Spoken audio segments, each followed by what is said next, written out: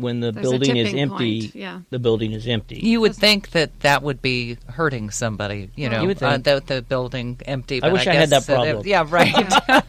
Oh, we'll solve all of them next week. Yes. John, thank you so much for being here. We do appreciate it. If you'd like to get your question into John, please go to our website at coworkerradio.com. You're listening to KZSB 1290 AM. Thanks for being here, John. Yeah.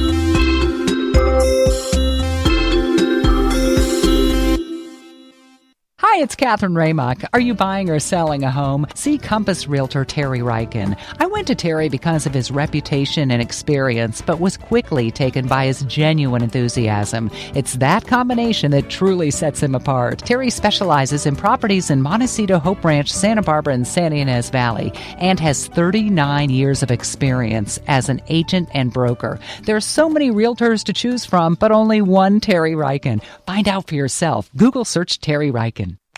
The Central Coast may seem laid back, but when it's time to work, no one works harder, including the bank that's grown up here. Montecito Bank and Trust offers customized lending and banking for all businesses, big and small.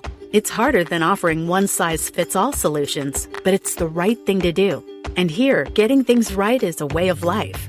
Montecito Bank and Trust. Behind every great community is a great bank. Montecito.bank. Member FDIC. Hi, I'm Dan Farrick, Managing Director of the Impact Hub Santa Barbara. Come visit us and find out why co-working spaces are booming. Our 2 locations in the Funk Zone and downtown Santa Barbara offer private offices, permanent desks, and a variety of co-working memberships starting as low as $60 a month. Mention Co-work Radio when you book our tour, and we'll give you 10% off your first 6 months of membership. Join a community where you can live and work smart. Go to impacthubsb.com or call 284-0078 to find out more. UCSB Arts and Lectures presents Dr. Nadine Burke-Harris, April 16th at Campbell Hall. Burke-Harris's groundbreaking research on the biologic effects of childhood adversity, from stress responses and growth rates to diabetes, heart disease, and more, reveals how deeply the body can be imprinted and what can be done to break the cycle. This event is open to the public. No advance tickets are required. Learn more at artsandlectures.ucsb.edu.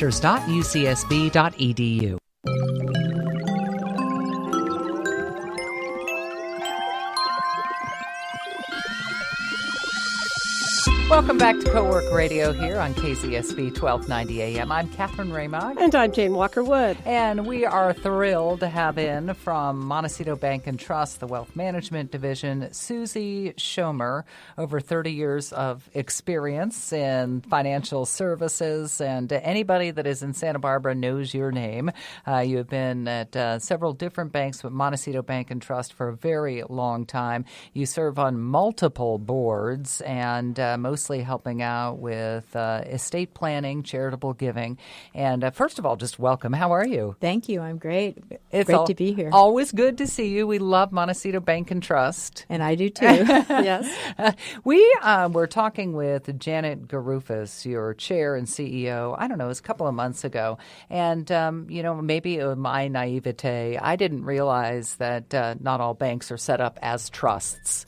And so what is the trust portion of Montecito Bank and Trust? The trust portion is actually quite interesting. It's called wealth management generally, and that's trust and investment services. But interestingly enough, Montecito Bank and Trust is the only trust company headquartered on the Central Coast.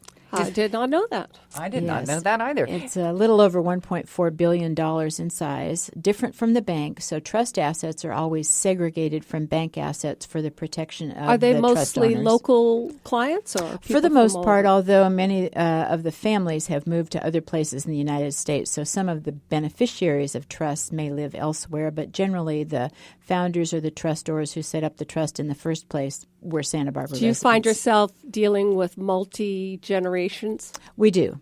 We do. I think that's the nature of the trust business these days. The first couple of generations that made all the money, in some cases, had liquidity events, and then there are ongoing trusts for family members who may be either young or maybe not as capable of managing their own affairs. And are you helping to decide where their investment is going on that level? Or we do. We're fiduciaries, and that means everything we do is in the best interest of the client, not just suitable for the client, but in the best interest of the client or the beneficiaries. So we manage the trust assets, stocks, bonds, and other assets, including real estate and limited partnerships, for the benefit of the beneficiaries. Sometimes there are multiple levels of beneficiaries. One or more beneficiaries may get income, and the ultimate remainder is going to go to a younger family member. So we have to keep both of those stakeholders in mind. We have a lot of people on the show, young business owners, and they're kind of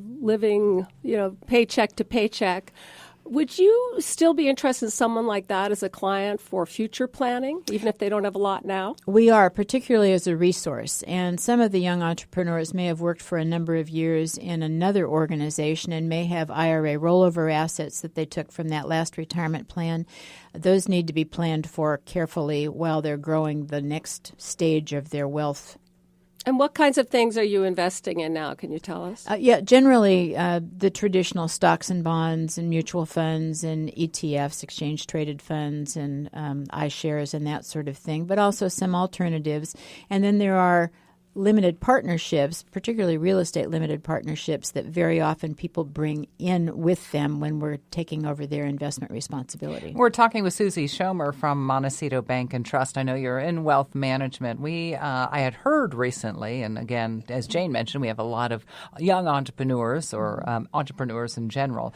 And is it true? Are you getting ready to launch a new business credit card, I believe? I understand that's true, and I think maybe it's third quarter of the year. I think the inclination to do that was that we have so many businesses who want to do all of their business with us, and during this interim period we have not had business credit cards. So I believe it's going to be a very streamlined card available to qualified businesses that'll have some perks that come with it. Why do I need a business card versus just having a second personal card if I have a small business? It depends on how you're structured as an entity. In some cases, you may definitely want to segregate your business assets from your personal assets, although in many cases, if you borrow on behalf of the company, you might be asked to make a personal Now, is that guarantee. to protect yourself in Correct. the event of liability? That's exactly correct. Sorry, go ahead. No, you go ahead. I was curious about the portion that the bank takes on in terms of educating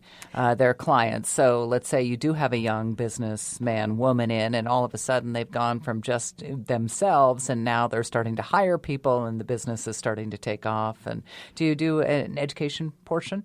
We do. And for many years we did something called B2B, which was business to business, those seminars. But we also, at the branch level and through the business banking level, have conversations with entrepreneurs who are starting the next phase of their wealth accumulation.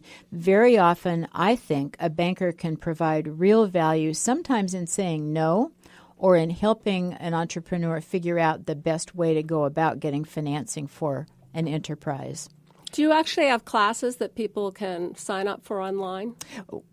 To my knowledge, we don't so far, although I do a fair amount of public speaking, and most of our branch bankers can educate an entrepreneur or a new business owner as to the kind of formation documents for the entity that need to be set up. And you're probably familiar with most of those. You are in an unusual position where you're going out and you're talking about estate planning, which is a very fancy name to what happens to your money after you die.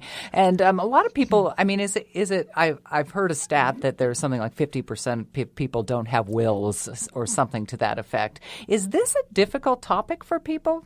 It's a sensitive topic for a lot of people, and partly they don't want to contemplate not being there, but more importantly, they're not too sure who among their family or friends actually should benefit. And so they have to go through a very serious thought process, particularly if they have minor children or if they have special needs children or other special family situations where they're providing for other people.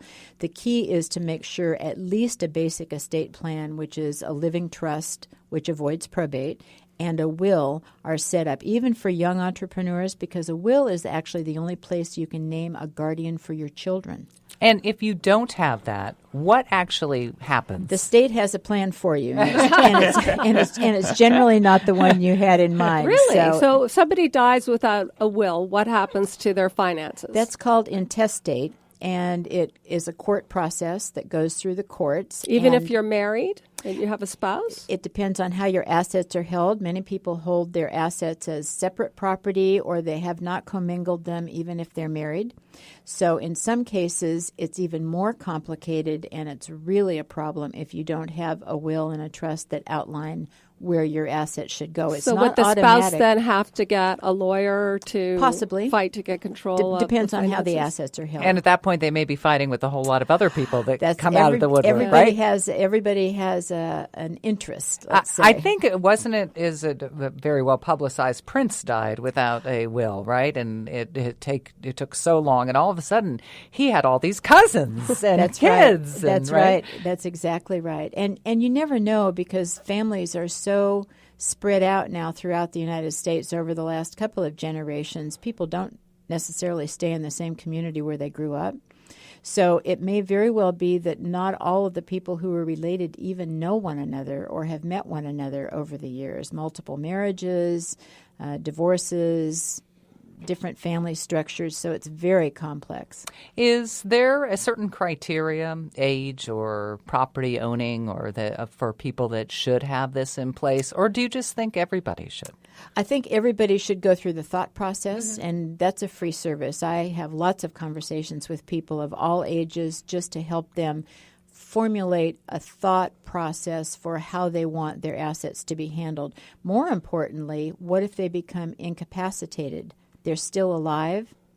Who's going to be handling their affairs for them? What if you just write something down? I'm sure you've heard that question before. I have. And there is such a thing as a holographic will, as long as it's entirely in your handwriting and it can be witnessed. However, the do-it-yourself approach is not necessarily going to get you the result that you want. And we don't practice law, and we don't give tax advice, but we ask a lot of questions to help our clients actually get to the proper professionals to help them create their estate plans and follow through. That's Catherine and I are both looking at each other. Guilty as charged. I did mine, but it was so many years ago. I think my son was 4 or 5, and I was just thinking, so many things on it have changed. I'd probably need to go revisit that at some point if I could find it, right? So. And last Well, year, the lawyer you used would have a copy. Yeah. Isn't that the case? very often that's true, although some people take their originals with them, and a lot of lawyers have maybe now retired or have combined with some other firm. So finding documents sometimes is difficult. Should people keep a copy in Always. a safe somewhere too, as well? Well, as and not in their even home? necessarily in a safe, but in a safe place. Okay, but we hear, like with the recent, mud flows, that people lost documents that can't be replaced.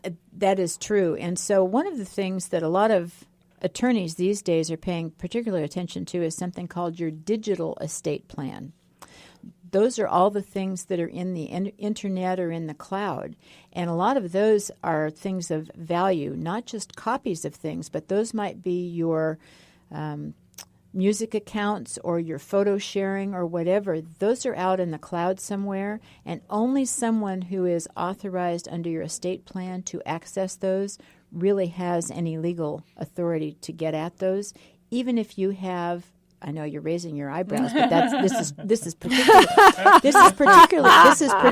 true. Clean for, my cloud. Yeah. This is particularly true for creative people who may have intellectual property, designs. Designers very often do things online and store them, and those are things that may have value either currently or somewhere down the line. So most attorneys now, and this would be particularly true for entrepreneurs in the tech world, there are things of value that no one else can see and no one might even know are there that need to be planned for. That is so fascinating. I know it's not on the level of it's worth all that much, but we were just talking about Facebook, and that was in the news recently about people who had Facebook accounts who had passed away and what happened to those Facebook accounts and who owned them, right? And that's true of a lot of personal family information, the Ancestry.com sort of thing, a lot of things that have been accumulated over the years and stored stored in the cloud somewhere or someplace digitally.